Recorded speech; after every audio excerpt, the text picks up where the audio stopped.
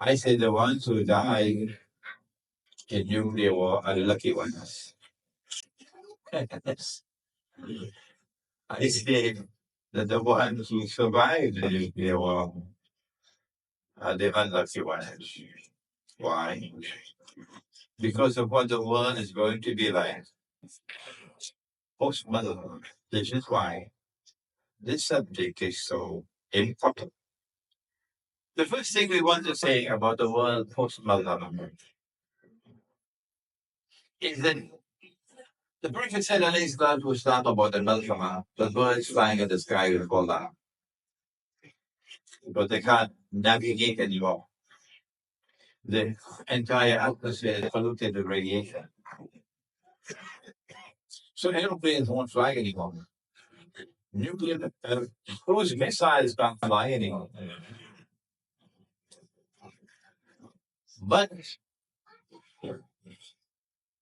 after the Malhama, after the conquest of Constantinople, after the Khuruj of Dajjal, after all of this comes, Dajjal will come from the east. And when he comes from the east, he's going to be riding on a donkey. And the donkey will have his hands stretched out wide. And the donkey will travel as fast as the clouds. The Salafi, because of his feet being in concrete on that methodology, will have to wait for the flying donkey. But we say it's the aircraft. And the fact that the Israeli Air Force can still fly after the Malhama indicates that the Zionists will have the technology in the world post-Malhama to be able to fly the aircraft. If they have that technology to be able to fly the aircraft, then I come to the conclusion that the banking system will survive, that the electronic money can survive, and that the petrodollar monetary system will no longer be needed for small amount. The paper money and plastic money will be no longer needed. And that electronic money or digital money will now replace the petrodollar monetary system. And we already seen the ugly head of that electronic money raising itself. We already seen it. When the world is embraced universally by an electronic monetary system, I recognize that to be the equivalent of a financial Guantanamo. Because you can't take your money out of the bank. No, there's nothing to take up. It's invisible, it's intangible. No.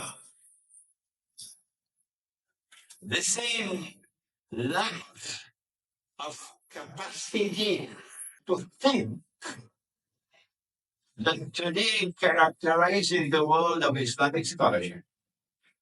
And my words are harsh, but this time somebody speaks. Actually, that same blindness is likely to lead to the fatwa that in the same way that paper money is halal, the electronic money is halal. But no, it's haram, it's bogus, fraudulent, and it will be the equivalent of a financial Guantanamo. Every single transaction that you make in buying and in studying will be recorded. And the Christians know this already. Yes, there's mythology. And they can track you down. They can discover your profile. Because you have an electronic trade, no need for paper trade anymore. And when they see a profile that disturbs them, they can freeze your bank account. Who are you going to complain to? Imran Hosein. That's where we're heading for. I come to the conclusion that in the same way that when Britain became the ruling state in the world with Pax Britannica, Britain had a monetary system over which she ruled with the British sterling pound as the universal currency.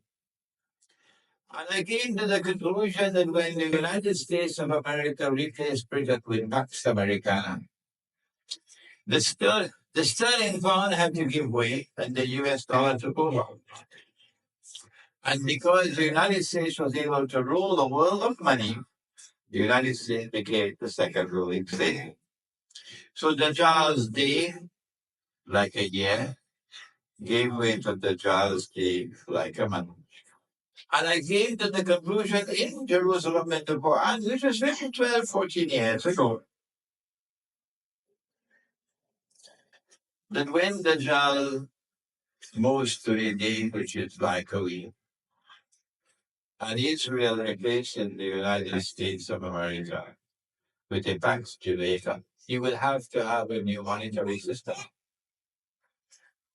And so I come to the conclusion today, and I'm saying this for the first time, that it is post Malhama, after development, when universal electronic money takes over and the petrodollar monetary system is history, that the Dajjal's day, like a week, would commence. I may be wrong by a few years, but not more than that. How long will a day like a week last? That's not our subject for tonight.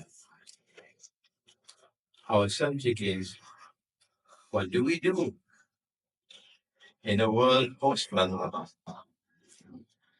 when you have a universal electronic monetary system? Those who are comfortable living in the embrace of Dajjal, that's their choice.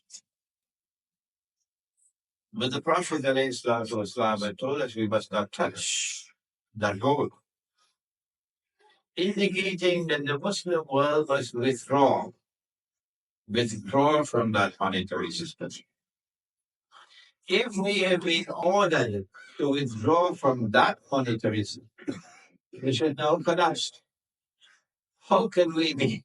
How can we be permitted to be embraced by this monetary system, which is worse than that?